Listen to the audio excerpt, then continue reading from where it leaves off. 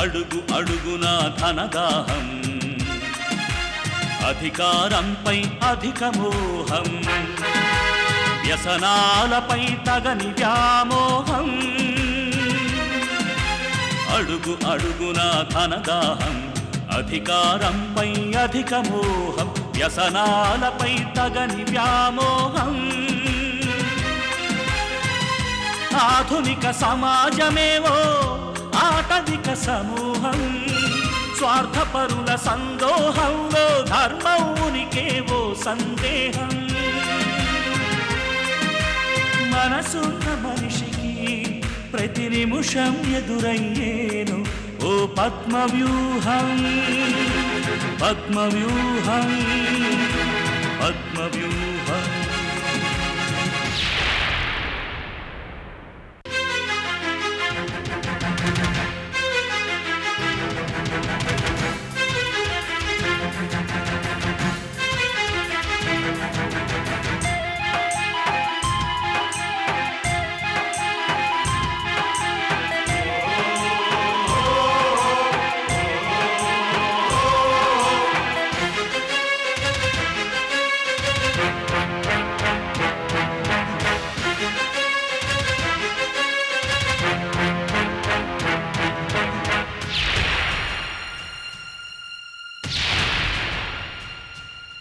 ప్రతి కదలిక వెనుక ఓ లాభానికై చింత, అవసరం లేకుండే అరక్షణమైన నిలువరు నీ చెంత.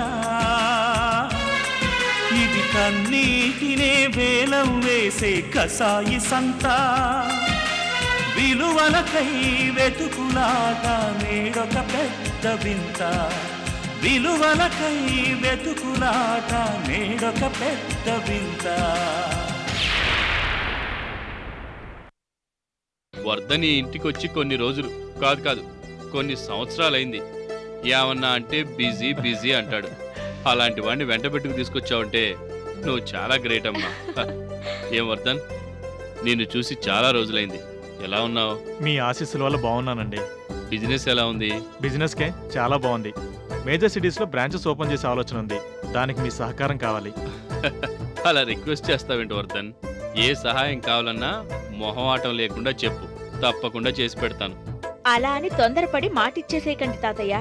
మొత్తం పనంతా మీకప్ప చెప్పేసి తను తప్పుకుంటాడు. కబుర్లు చెప్పి పనులు చేయించుకోవడంలో వర్ధన్ మాస్టర్. తాతయ్య హెల్ప్ తీసుకోమని చెప్పి ఇప్పుడు ఇలా ప్లేట్ మారుస్తావా? This is too much Gauri. Too much అయినా 3 మచ్ అయినా నో ప్రాబ్లం వర్ధన్. నాకు ఏదైనా యావిగేషన్ కావాలి, అందుకైనా చేస్తాను. సరేనా? భలే వారే, గౌరీ మీద మాట పడినవరుగా. అది చూసుకునే మమ్మల్ని ఇలా ఆడిస్తోంది. మీ ఇద్దరూ కలిసి వచ్చారు అంటే ఏదో విశేషం ఉండే ఉంటుంది. ఏమై రైట్ గౌరీ? విశేషం ఉంది తాతయ్య, అది చెప్పడానికే వచ్చాం. ఏమిటమ్మా? అదే తాతయ్య, మిత్ర పెళ్లి విషయం మీతో మాట్లాడడానికే వచ్చాం. మిత్ర పెళ్ళా? చిన్నపిల్ల, దానికప్పుడే పెళ్ళేంటమ్మా? మీకు నేను కూడా చిన్నపిల్లలాగానే కనిపిస్తాను తాతయ్య. అవునమ్మా, చూస్తుండగానే పిల్లలు ఎదిగిపోయారు. ఇంతకీ మిత్ర పెళ్లికి ఒప్పుకుందా? ఒప్పుకుంది తాతయ్య. అందుకే మళ్ళీ దాని మనసు మారకుండా పెళ్లి చేసేయాలనే నిర్ణయానికి వచ్చాం. మిత్రలో ఇంత మార్పు వచ్చిందంటే చాలా ఆనందంగా ఉందమ్మా. అవునండి, నిజంగానే మిత్రలో చాలా మార్పు వచ్చింది. ఎవరి మాటనా లెక్క చేయకుండా చాలా దురుసుగా దూకుడుగా ఉండేది కదా. ఇప్పుడు అలా కాదు. అందరితో చక్కగా మాట్లాడుతోంది, కలుపుకోలుగా ఉంటోంది, ఏం చెప్పినా వింటోంది, చెప్పినట్టు చేస్తోంది. మిత్రులు అసలు ఈ మార్పు ఊహించనే లేదు. వెరీ గుడ్, మనం కోరుకునేది అదే. ఇంతకీ సంబంధం ఏదైనా కుదిరిందా చూడాలా? మిత్ర తేజ అంటే ఇష్టపడుతోంది తాతయ్య. తేజ? తేజ అంటే మన దగ్గర జాబ్ వర్క్ చేస్తున్న కుర్రాడేనా? అవును తాతయ్య, అతనే. వెరీ గుడ్, మంచి సెలక్షన్. కుర్రాడు బాగా చదువుకున్నాడు, చదువును మించిన సంస్కారం ఉంది, వెరీ డైనమిక్. అతనికి చాలా మంచి ఫ్యూచర్ ఉందమ్మా. అందుకే తాతయ్య, మిత్ర ఇష్టపడిందని తెలియగానే వెంటనే పెళ్లి చేయాలనే నిర్ణయానికి వచ్చేసాం. మంచి పని చేశారు. అందుకే ఫార్మల్ గా పెళ్లి చూపులు ఏర్పాటు చేశాం. మీరు తప్పకుండా రావాలి. మిత్ర పెళ్లి చూపులంటే నేను రాకుండా ఎలా ఉంటాను వర్ధన్? తప్పకుండా వస్తాను. మిత్ర ఎవరు?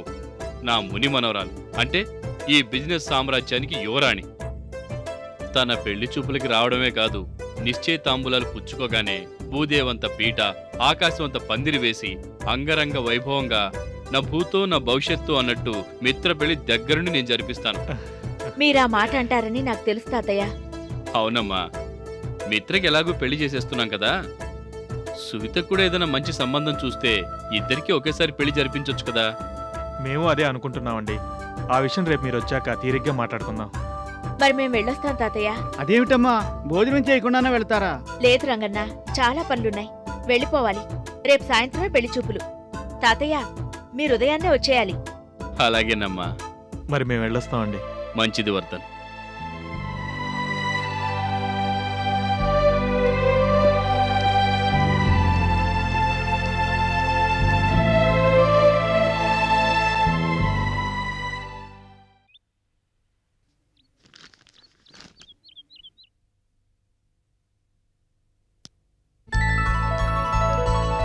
పెంచలమ్మా, హాల్లో కట్టెలన్నీ మార్చాలనుకున్నాం, మార్చావా? ఓ మార్చేశానమ్మా.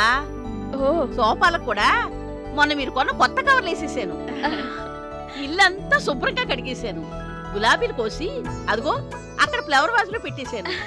ఆలంతా సెంటు కొట్టేశాను. చూడండి అద్దంలో ఎలా తలతలాడిపోతుందో. నువ్వు చెప్పాక ఇంక చూడక్కర్లేదు పెంచలమ్మా. ఇల్లు శుభ్రంగా ఉండకపోతే ముందు నీకు తోచదు కదా. నువ్వున్నావు కాబట్టి తిరిగి చూసుకోని అవసరం లేకుండా మొత్తం ఇంటి పనంతా చేస్తున్నావు.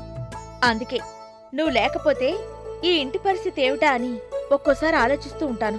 మిమ్మల్ని వదిలి నేనెక్కడికి పోతానమ్మా? నన్ను మీ మనిషిగా చూసుకుంటున్నారే తప్ప పని మనిషిగా ఎప్పుడూ చూడలేదు. అది చాలమ్మా నాకు.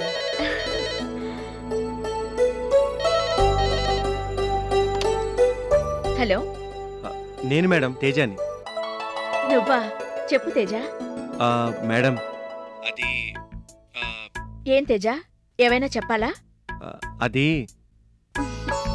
అర్థమైందిలే, పిలుస్తానుండు. పెంచలమ్మా, అమ్మా మిత్రకి ఫోన్ అని చెప్పు. అట్టాగేనమ్మా.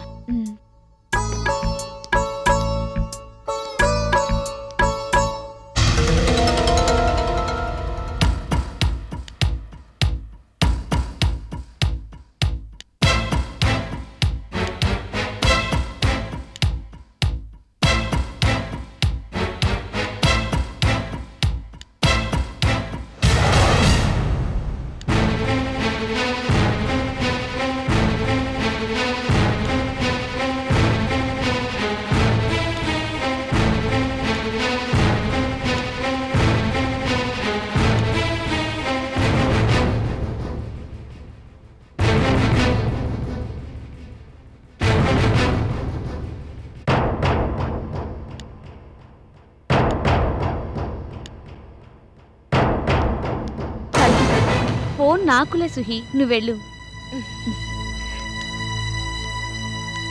హలో,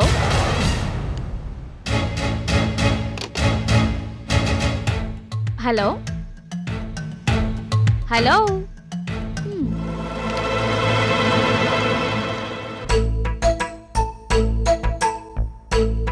పెళ్లివారమండి, ఆడపెళ్లివారమండి, మా పాటలు వినేదెవరండి? ఓ పెళ్లివారమండి, ఆడపెళ్లివారమండి, అడిగిన రొక్కం కక్కాలి, అడుగులు మడుగులు వత్తాలి. ఏంటి పెంచలమ్మా, పెళ్లి చూపులకే ఎంత హడావిడి చేసేస్తున్నావు? ఇక పెళ్లికి ఏం చేస్తావో ఏంటో. చూస్తారు కదా బాబు, మర్యాదల్లో గాని ఏర్పాట్లలో గాని భోజనాల దగ్గర గాని ఎక్కడా మీకు చిన్న మాట కూడా రానీను. నాకేం గిఫ్ట్ ఇస్తారో చూసుకోండి, కనీసం కారైనా ఇయ్యాలా. చూసావా అమ్మా, ఏకంగా కారుకే టెండర్ పెట్టింది. పెంచలమ్మా, అమ్మా వాళ్ళు వచ్చే టైం అయింది, అంతా రెడీయేనా? రెడీ అమ్మా. అదిగో వాళ్ళు వచ్చినట్టున్నారు. రండి రండి. నమస్కారం అండి. తేజ రాలేదా? పనుందని ఆఫీస్కి వెళ్ళాడు. డైరెక్ట్ గా ఇక్కడికే వచ్చేస్తానన్నాడు. లోపలికి రండి. పదండి.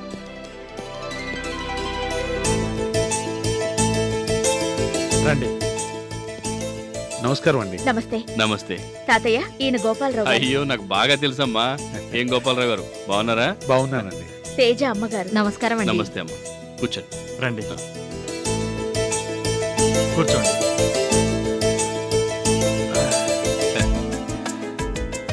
మీ మంచితనం గురించి గొప్పతనం గురించి అందరూ చెప్తుంటారు. ఈ రకంగా మీలాంటి గొప్ప వ్యక్తిని కలిసే అవకాశం మళ్ళీ రావడం నిజంగా మా అదృష్టం. అదేం లేదండి గోపాలరావు గారు, మీకు తెలుసు కదా, నేను అందరిలాంటి వాడినే. ఏదో నా మీద అభిమానం కొద్దీ అలా చెప్తూ ఉంటారు అంతే. ఇంతకీ తేజ ఏడి? ఏదో అర్జెంట్ పనుండి ఆఫీస్కి వెళ్ళాడట. అట్నుంచి నేరుగా ఇక్కడికే వచ్చేస్తానని చెప్పాడట. అలాగా? ఏమండి గోపాలరావు గారు, మొన్న మీ ఇంటికి వచ్చినప్పుడు బాగా కబుర్లు చెప్పారని గౌరీవర్ధన్ చెప్పారు. తేజ వచ్చేంత వరకు సరదాగా ఏమైనా కబుర్లు చెప్పండి. పెద్దవారు మీరు అడిగారు కాబట్టి, సందర్భం కూడా అదే కాబట్టి నా పెళ్లి చూపుల సంగతి చెప్తాను. చెప్పండి. మొదటిసారి పెళ్లి చూపులకి వెళ్ళాను. వెళ్ళగానే 4-5 రకాల స్వీట్లు పెట్టారు. ఇంట్లో చేశారేమో చాలా ఫ్రెష్గా ఉన్నాయి. ముందు మొహమాట పడ్డా, తర్వాత బాగానే లాగించేశాం. అది అవగానే అమ్మాయిని తీసుకొచ్చారు. తీరా చూస్తే అమ్మాయి మాకు నచ్చలేదు. వద్దంటున్నా వినకుండా మా బాబాయ్ ఆ విషయాన్ని వెంటనే అమ్మాయి తండ్రికి చెప్పేశాడు. దాంతో ఆయనకి తిక్కరేగి, తేరగా తినిపోవటానికి వచ్చారా, మీకు పిల్ల నచ్చలేదు కానీ టిఫిన్లు నచ్చాయిగా, అందుకని తిన్నదానికి మొత్తం అక్షరాల 250 రూపాయలు బిల్లు కట్టండి, కట్టకపోతే ఇక్కడి నుంచి కదిలేదు లేదు అని వార్నింగ్ ఇచ్చేసరికి ఆయన నోటికి దడిసి డబ్బు కట్టేసి బతుకు జీవుడా అంటూ బయటకు నడిచాడు. చాలా తమాషాగా ఉంది. ఇక రెండోసారి పెళ్లి చూపులకి వెళ్ళాం. పద్ధతిగా టిఫిన్లు పెట్టారు. గతం గుర్తుకొచ్చి తినాలా వద్దా అని డైలమాలో పడ్డాం. ఎందుకైనా మంచిదని టిఫిన్లేమీ వద్దులేండి, ముందు అమ్మాయిని తీసుకురండి అన్నాం. అంతే, అమ్మాయి తండ్రి రెచ్చిపోయాడు. నేను ఎలా కనిపిస్తున్నాను మీకు? టిఫిన్లు కూడా పెట్టలేని పరమ దరిద్రుడిలా కనిపిస్తున్నానా? అయినా చక్కగా చేసి పెడితే తినడానికి మీకేం పోయే కాలం? అందులో విషం కలిపానని మీకేమైనా అనుమానంగా ఉందా? ఇంత అనుమానం మనుషులు రేపు మా అమ్మాయిని అనుమానించరు అన్న గ్యారంటీ ఏమిటి? టిఫిన్లు వద్దన్న వాళ్ళు మా అమ్మాయిని కూడా వద్దన్నని గ్యారంటీ ఏమిటి? అందుకే పొరపాటును కూడా మా అమ్మాయిని మీకు చూపెట్టం, ముందు బయటికి పొండి అని తన్నినంత పని చేశాడు. ఇంతకీ మీరు ఎన్ని పెళ్లి చూపులకి వెళ్ళారండి? ముచ్చటగా 3. ఈ 2 అనుభవాలు అయ్యాక మూడోసారి పెళ్లి చూపుల తతంగం ఏదీ లేకుండానే అమ్మాయిని ఓకే చేసేశాను. అలా ఈవిడ నా అర్థంగా అయింది. ఫినిషింగ్ టచ్ ఏమిటంటే, మూడోసారి ఎక్కడా టిఫిన్లు గొడవ లేదనుకుంటుంటే వీళ్ళ నాన్న శనివారం రాత్రికి పెళ్ళని భోజనాలు లేకుండానే టిఫిన్లతో పెళ్లి లాగించేశాడు. మొత్తానికి అక్కడ కూడా మిమ్మల్ని టిఫిన్లు వదలలేదన్నమాట. ఇప్పుడు ఇంతకీ టిఫిన్లు పెట్టమంటారా వద్దంటారా?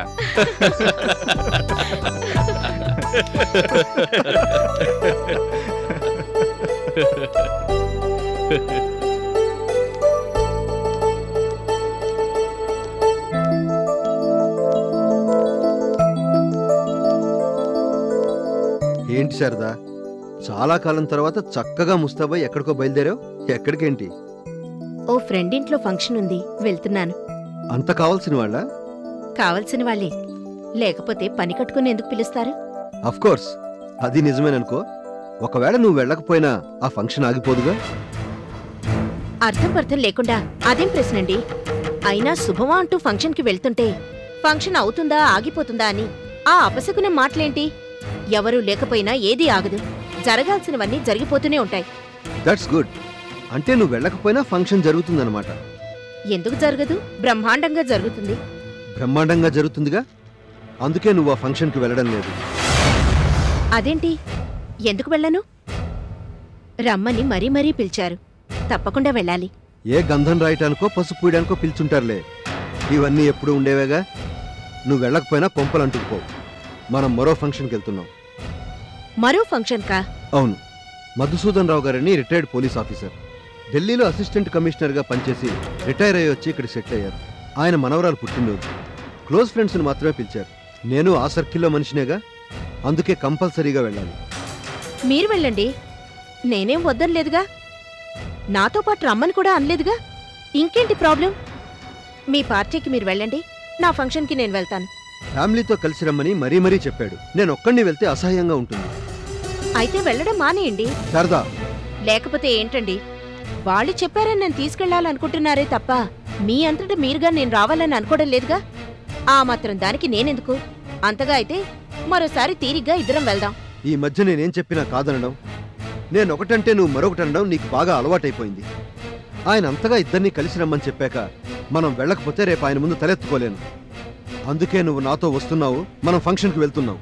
అలాగని ఆర్డర్ ఇస్తున్నారా? మీకా పార్టీ ఎంత ముఖ్యమో నాకు ఈ ఫంక్షన్ అంతే ముఖ్యం. అందుకే నేను మీతో రాలేను. నేను ఇంతగా చెప్తున్నా అర్థం చేసుకోకుండా మొండిగా వాదిస్తావేంటి? బిజినెస్ పరంగా అతనితో ముందు ముందు నాకు చాలా అవసరాలుంటాయి. ఆ రిలేషన్స్ నిలబెట్టుకోవడానికైనా మనం వెళ్ళి తీరాలి. అసలు నేను ఎక్కడికి రాను. నాకు తలనొప్పిగా ఉంది. వెళ్ళి పడుకుంటాను. ఆగు, మర్యాదగా చెప్తే అర్థం కాదా నీకు? పిలిచినా పిలవకపోయినా ప్రతిదానికి ఆ మోహన్ ఇంటికి పరిగెడుతుంటావు. అప్పుడు నీకే తలనొప్పులు రావు. నేను రమ్మంటే మాత్రం ఎక్కడలే నొప్పులు వస్తాయి నీకు. మెల్లగా చెప్తే వినేలా లేవు. అందుకే చివరిసారిగా చెప్తున్నాను, ఇది నాకు చాలా ముఖ్యమైన ఫంక్షన్. మనం వెళ్ళి తీరాలి. అనవసరమైన ఆర్గ్యుమెంట్లు ఆపి ముందు బయలుదేరు.